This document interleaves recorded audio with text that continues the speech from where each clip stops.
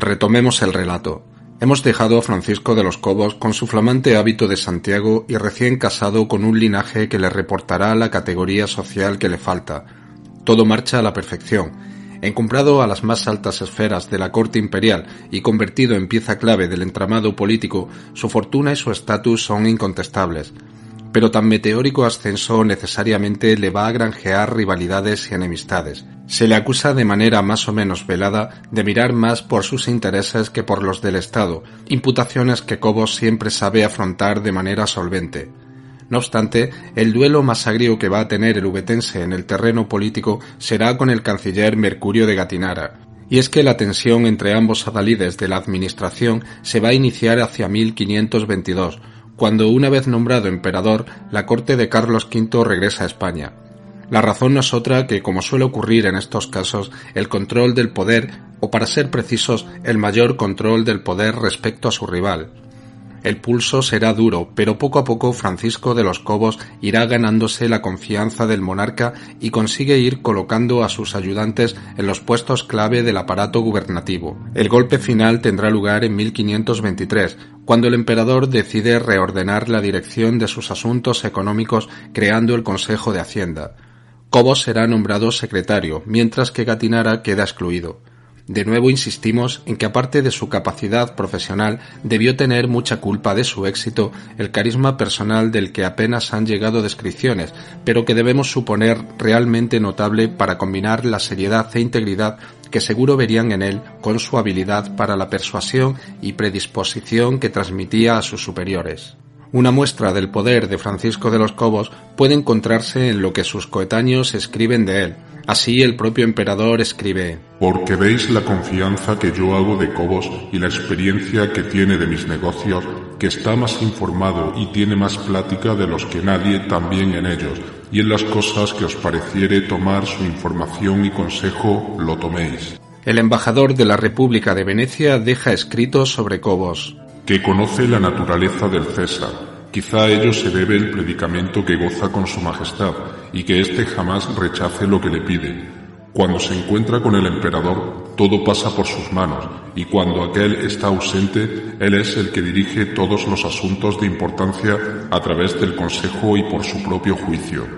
A él mismo le decía Antonio Guevara estas palabras: «Paréceme, Señor, os debéis mirar y considerar que sois, que podéis y que tenéis y que valéis, y hallaréis que entre los conciliarios sois el mayor, entre los ricos el mayor, entre los que tienen mérito el mayor, entre los afortunados el mayor, entre los de vuestra patria el mayor, entre los secretarios el mayor, entre los comendadores el mayor». El gran canciller Gatinara es consciente de la pérdida de influencia ante el emperador y durante los años siguientes va rumiando su inquina contra el favorito. En marzo de 1527 prepara un pliego de condiciones ante el soberano para continuar a su servicio. 4 de esas condiciones hacen referencia, sin nombrarlas, a las atribuciones con que contaba Cobos. Carlos V no las tiene en cuenta y Gatinara decide abandonar la corte y marcharse a Italia, su tierra natal. Poco después regresará, esta vez sin exigir ninguna demanda. El emperador ha hecho su elección. A partir de este momento, Cobos irá asumiendo cada vez más responsabilidades castellanas.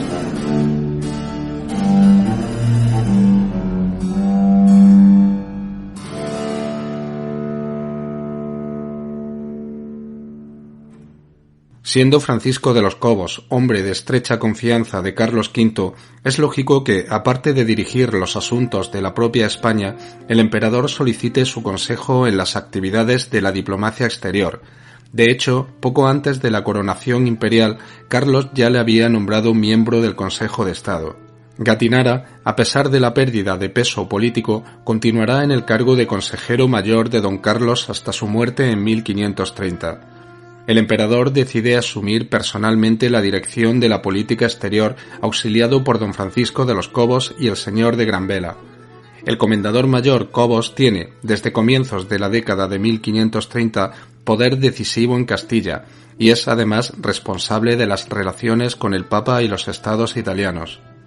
Lo único que sabe Francisco de los Cobos que el emperador no puede concederle es ese preciado título nobiliario del que carece debido a su humilde origen. Por muchas mercedes y distinciones que atesore, es muy consciente de no poder alcanzar aquel broche final que hubiera colmado definitivamente sus ansias de prestigio, pero puede aspirar, sin embargo, a otro título muy reputado como es el de Adelantado de Cazorla, cuyo primer tenente fue nada menos que el arzobispo de Toledo, Rodrigo Jiménez de Rada, el mismo que acompañó a Alfonso VIII en la batalla de las Navas de Tolosa allá en el siglo XIII. Desde entonces el cargo es dependiente de la mitra de Toledo y correspondía al arzobispo el nombramiento de adelantado. Valiéndose de su privilegiada posición y tras el intento fallido de nombrar a García de Loaysa arzobispo de Toledo, Cobos va a maniobrar para que don Carlos designe finalmente al cardenal Juan Tavera, quien acto seguido otorgará al poderoso secretario el cargo de adelantado de Cazorla. La idea imperial de Carlos V pasa, como se sabe, por la unificación religiosa y política de todas sus posesiones, lo que le llevará sin remedio a enfrentarse a numerosísimos problemas. Los turcos en el Mediterráneo, la hostilidad permanente de Francia, el creciente conflicto luterano o los problemas en Italia ponen al límite la capacidad financiera y militar del Estado. La guerra, la diplomacia y la necesidad de recursos son siempre una constante en la etapa del primer Habsburgo al frente del imperio. Francisco de los Cobos es un elemento indispensable en todo este entramado, pero tamaña responsabilidad le exige una dedicación extraordinaria. Se mostrará especialmente eficaz en el acopio de fondos, así como en las negociaciones que deben sostenerse para mantener tantos frentes activos. El hábil secretario jugará con destreza a sus bazas y, amén de beneficiar los intereses de su señor, también encontrará el modo de mirar por su propio patrimonio personal. Sirva como ejemplo la maniobra que realiza para hacerse con la villa de Sabiote. En la negociación que entabla con el Papa Paulo III, consigue de éste la concesión de una bula para que el emperador Carlos tenga derecho en su calidad de gran maestre a expropiar tierras de las órdenes militares a cambio de financiación para la guerra contra el turco. Dicha bula establecía que don Carlos pudiera vender, si así lo quería, las tierras expropiadas al mejor postor. Cobos se ofrece para comprar la villa de Sabiote con su castillo, pertenecientes a la Orden de Calatrava, y el emperador accede. La operación se cierra el 16 de noviembre de 1537 por algo más de 18,5 millones de maravedíes, y al año siguiente es ratificada por el Papa. De esta suerte, Francisco de los Cobos se convierte en señor de Sabiote, y no contento con Sabiote, en 1539 adquirirá los castillos de Torres y Canena, pertenecientes a las órdenes de Calatrava y Santiago, por unos 58.000 ducados. Este anticipo de desamortización hará del gran secretario todo un magnate en su tierra. Pero detrás de la ambición de don Francisco, nada inusual para un hombre de su posición por otra parte, subyace la gran estima y el sincero agradecimiento que el emperador le profesaba por llevar a buen término las más delicadas negociaciones en el ámbito de la política exterior. Sin ir más lejos, por ejemplo, encontrándose el ubetense en Salses-le-Château, Francia, concertando una posible paz o tregua con los representantes de Francisco I de Francia, don Carlos escribe felicitando a los negociadores españoles, Cobos y Granvela, por su lealtad y buen juicio. En este contexto no puede resultar extraño que hombre de tanta valía para los ojos de su señor siga recibiendo mercedes y distinciones. Uno de los males del gobierno imperial de Carlos V es la constante falta de ingresos para poder costear las innumerables campañas militares en las que se embarca. Aun con todo el oro y la plata procedente de América, nunca es suficiente para pagar a los ejércitos que luchan en Europa y allende los mares en defensa de la causa del Habsburgo. El emperador se mueve siempre en la cuerda floja, solicitando préstamos a los banqueros italianos cuya deuda casi nunca puede saldar. Esa plata se esfuma en abastecer a las tropas y liquidar los intereses de esa deuda interminable sin que Castilla pueda beneficiarse de la abundancia de metales traídos de las Indias. De hecho, la propia Castilla será esquilmada para llegar nuevos recursos que alimenten la voracidad insaciable del imperio.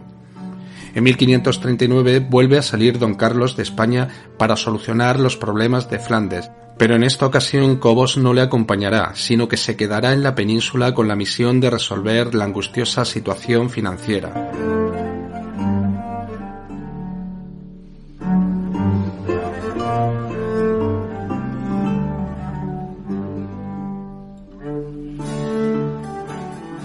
Carlos V tenía la mala costumbre de embarcarse en aventuras sin pensar ni planear cómo habría de financiarlas, dejando en manos de sus subordinados la resolución de tan espinoso asunto. El emperador es un hombre que piensa siempre a lo grande, y a veces sus objetivos van en dirección contraria a la realidad que dictan las arcas. Cobos debe ingeniárselas para llegar fondos y recurre a solicitar dinero a los grandes de España, así que prepara una lista para requerir un préstamo de 10.000 ducados a las fortunas más altas y 5.000 al resto. Él mismo contribuye de su bolsillo con 10.000 ducados, pero nunca es suficiente y debe buscar nuevas alternativas como la creación de nuevos cargos municipales que podían venderse a particulares, la emisión de permisos de conducir mulas a 50 ducados cada uno, etc. Las demandas del emperador son siempre apremiantes y la solicitud de préstamos a los banqueros sin contar con respaldo alguno, algo habitual en la manera de entender la realidad económica del soberano. Hay testimonios de las protestas, a veces airadas en la medida de lo posible, que Cobos traslada a su señor ante este proceder. Imaginamos la desesperación del secretario por no poder nunca equilibrar la balanza de pagos ante un monarca que es todo un devorador de dinero y recursos. Precisamente es por estas fechas, a finales de la década de 1530 y principios de los 40, cuando la salud de Francisco de los Cobos, que había sido siempre magnífica, empieza a resentirse. Sufre ataques de disentería, fuertes dolores de riñón, posiblemente cólicos nefríticos, estados febriles y decaimiento físico general. El propio emperador se muestra preocupado por su estado hasta el punto que le insta a que abandone todo trabajo y se dedique a reponerse.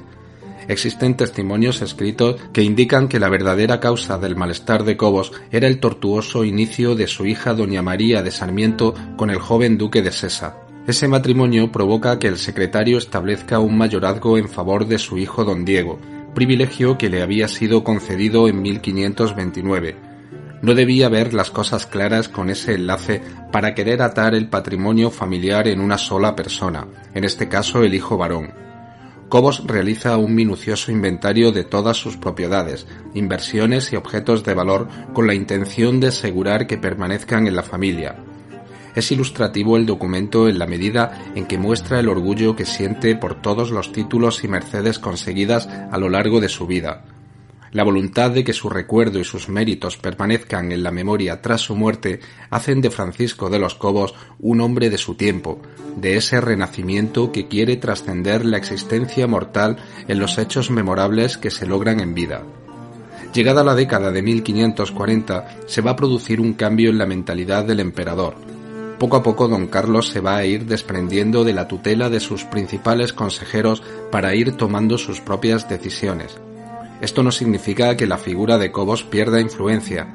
De hecho, sigue siendo imprescindible para las cuestiones financieras y ciertas negociaciones, pero el monarca se considera lo suficientemente maduro y experimentado como para llevar las riendas del imperio siguiendo su propio criterio sin recurrir al apoyo constante de hombres como Cobos y Granvela.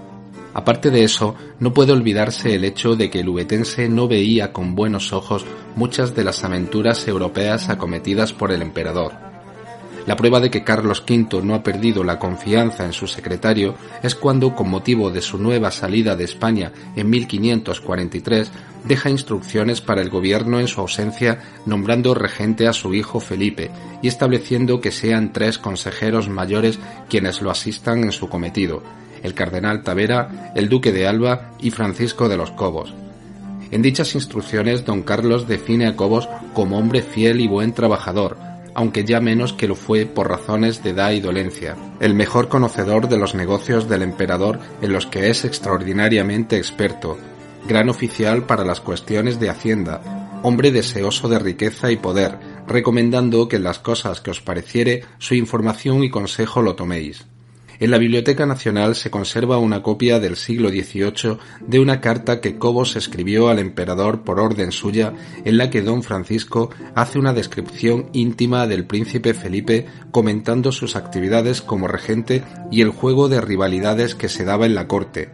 Esto prueba de manera categórica la confianza que el soberano tenía depositada en su leal servidor.